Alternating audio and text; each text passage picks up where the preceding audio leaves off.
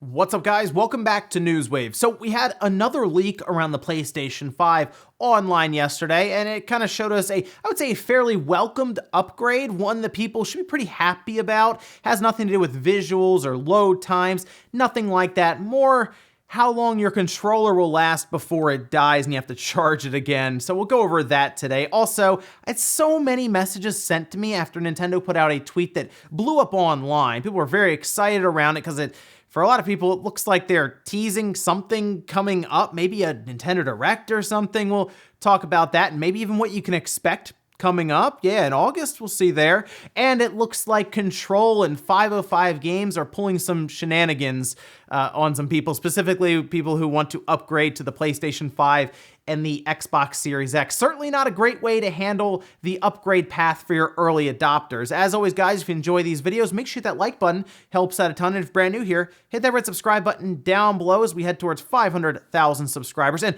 we're going to start today with, and I'm not even kidding, G.I. Joe. Hasn't been a great run recently with video games and G.I. Joe, but we actually had one revealed that doesn't look terrible. I know, it surprised me too. Here's some of the trailer that was put out. It seemed like IGN posted this and everyone kind of started talking about it because, again, didn't look that bad. And that bad for a G.I. Joe game is a big deal. But this is called G.I. Joe Operation Blackout. It's coming to the PlayStation 4, Xbox One, Switch, and PC, so pretty much everything. Due out October 13th. And this is going to have 12 playable characters as well as an original story for people to play through. And I guess it'll work out well for any fans of G.I. Joe who would like to see kind of this original story play out in a video game. If it's actually good, we'll see. But then they showed off several things, which included some split-screen co-op, which is great, and a ton of multiplayer modes. They have like Capture the Flag, Assault, King of the Hills, so a lot of PvP stuff there. But I like the third-person view. The visuals didn't look that bad. Again, that bad for G.I. Joe is actually good, I guess. So we'll keep an it this. It's due out in October 13th, so not too long, couple months, and we'll see if it can score in like the 60s or if it gets into the 70s for Metacritic. I mean, throw it in Game of the Year for G.I. Joe. Also, Shin Megami Tensei 3 is coming up for release this fall in Japan. It'll find its way west next year. Sounds like spring 2021. But there were some questions specifically around some of the content in the game, like will Dante be in the game? Remember, there were several different versions of Nocturne back when it released, and one of them, specifically the one in the West, I believe, did have Dante as a character from Devil May Cry in the game, which was pretty funny. It does look like Atlus was able to work things out with Capcom, and he will also be a part of this release, but it's a little confusing for people because it will be downloadable content that releases the same day. And it looks like it's about 980 yen, so what, like $10? And this isn't sitting well completely with people. Most likely, however, Atlus had to go to Capcom. Capcom wanted some of that money, of course, and they said, well, if people really want Dante, we'll throw it out there as DLC rather than have to pay you some X amount of dollars to add Dante in, as for a lot of people online, that's kind of like a meme status thing at that point with Dante in Nocturne. But at least if you would like him, he is there. He's just an extra $10, it seems. Yes, strange, I know, because I'm not a big fan of same-day DLC, especially when it's a character like that, but seems to be the route they went. We'll see what happens when it comes west, if maybe they just include him. Oh, and for anyone still playing Last of Us Part 2, for whatever reason, maybe you just picked it up or so, or you're going back to check it out, there is an update that adds quite a few things, which includes new difficulty and even permadeath, which I wouldn't be playing that game with permadeath, not with half the cutscenes and stuff that are in that and the introduction. No. But you can see the list of different additions here, and there's one other one I want to also go over. We have grounded difficulty, permadeath, 2 new trophies, unlockable modifiers, new features and improvements, which does include gyro aiming. That's right, a PlayStation 4 shooter that has the ability to use motion controls when in the game to aim just a little better. That fine tuning. I don't use motion controls completely when I'm like running around. I will use the sticks to get me in the vicinity of what I'm shooting, and then I use the motion controls to kind of get me to that pinpoint accuracy. It works pretty well on the Switch, and it's good to see that a PlayStation 4 first-party game is leveraging the gyro in the PlayStation 4 controller because I feel like a lot of games just didn't. So hey, maybe going into next gen, we'll see Sony do more of that, but at least that right there for controls is a good update. And guys, with some of the quick news out of the way, let's get into the bigger stuff. We're gonna start right away with the PlayStation 5 leak that hit the internet yesterday. Seems to show a bit of an upgrade over the PlayStation 4. I mentioned before, I'll say it again. Remember when we were talking about the PlayStation 5 going into production, there would be leaks that just happen to get out there online as it goes through production. They got the production lines, testing, all these different things happening, a lot of things in motion. These leaks were going to be getting out there, and we got a little more familiar with the DualSense, the DualSense yesterday, and several pictures that you can see here. These were posted by Galaxy Rain, and it looks like we had a bit of a close-up on the battery inside the DualSense.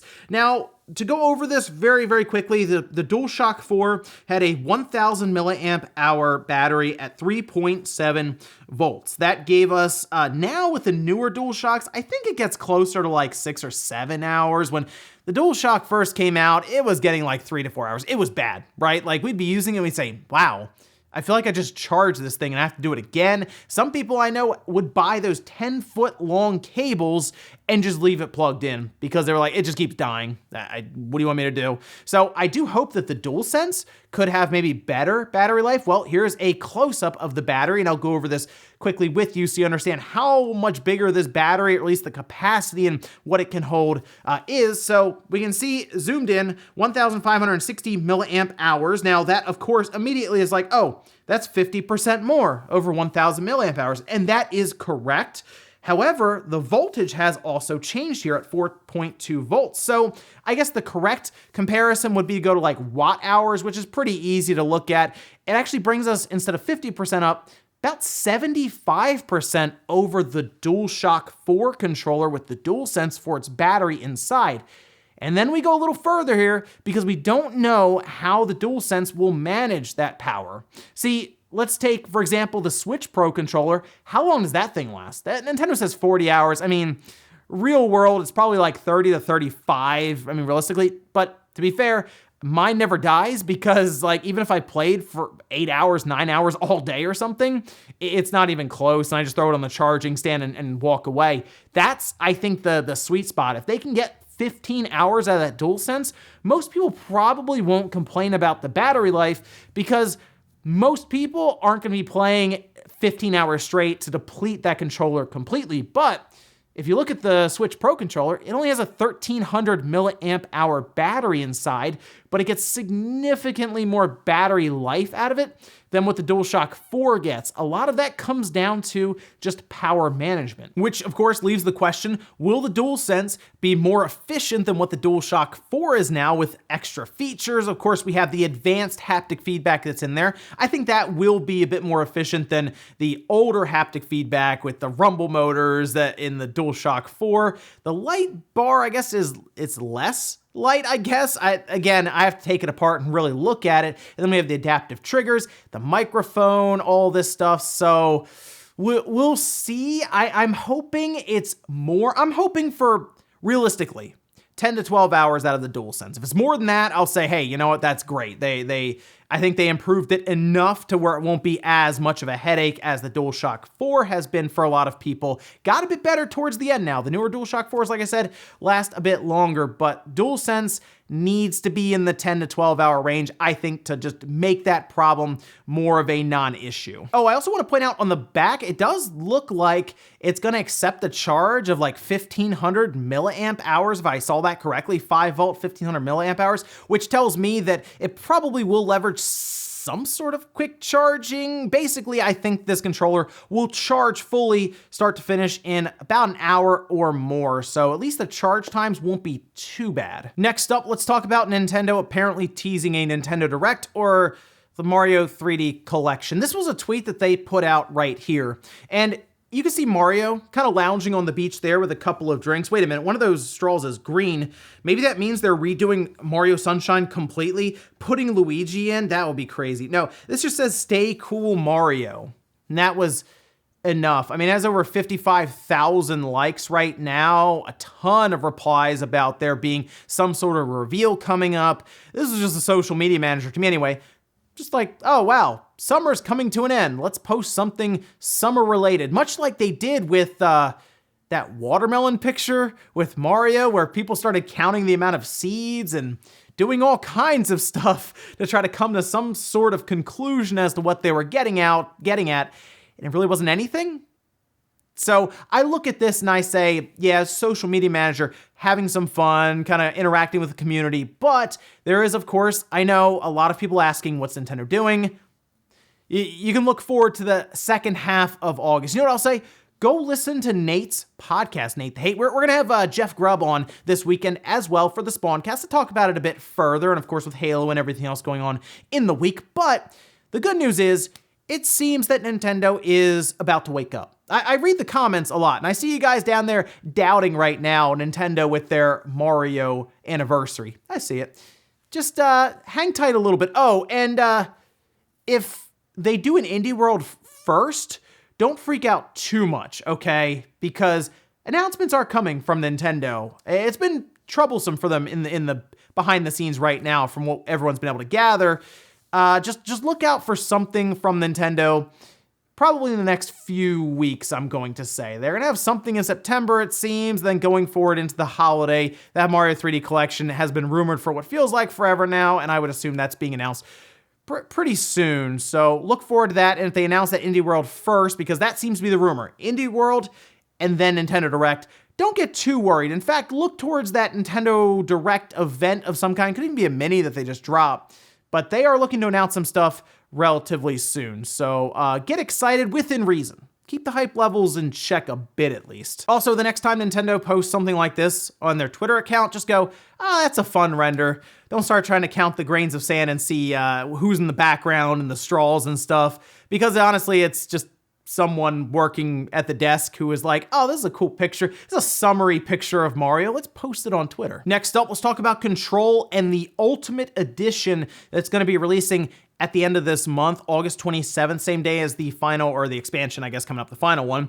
There's one problem. The Ultimate Edition is going to be $40, and it comes with essentially everything. They're just packing all that in, patches, extra content. You pick it up, you can play it and not have to worry about missing out on anything previously from start to finish. It's also going to be releasing on Steam, which would be the first time since it, of course, was on the Epic Game Store as an exclusive. And remember, this is 505 Games doing a lot of the publishing and a lot of the legwork here, whereas Remedy, of course, developed and created the game. There's just one issue, and it's very strange, and it's off-putting for a lot of people. In their frequently asked questions about this $40 Ultimate Edition, it was brought up, oh, well, can I get the PS5 and the Xbox Series X upgrade if I have already bought the base game at $60?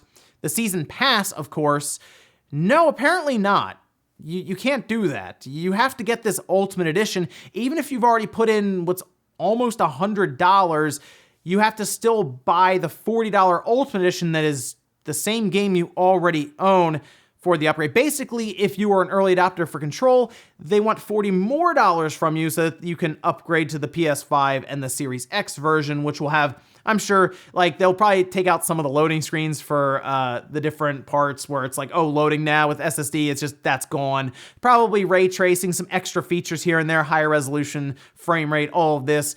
You need this patch, though, and the patch is paywalled by an Ultimate Edition. Not a good look, is what I'll say. That's actually head-scratchingly bad, considering that the game didn't sell well when it first came out, and maybe this is them looking at recouping some of their costs, but it's not great to kind of burn the people who actually backed you when it first came out. It's strange, mind-blowing to me that they would do this, especially since we see EA allowing upgrades for things like Madden and Activision and stuff. I don't get it. Out of all of them, 505 is the one that's trying to push this patch as a $40 thing.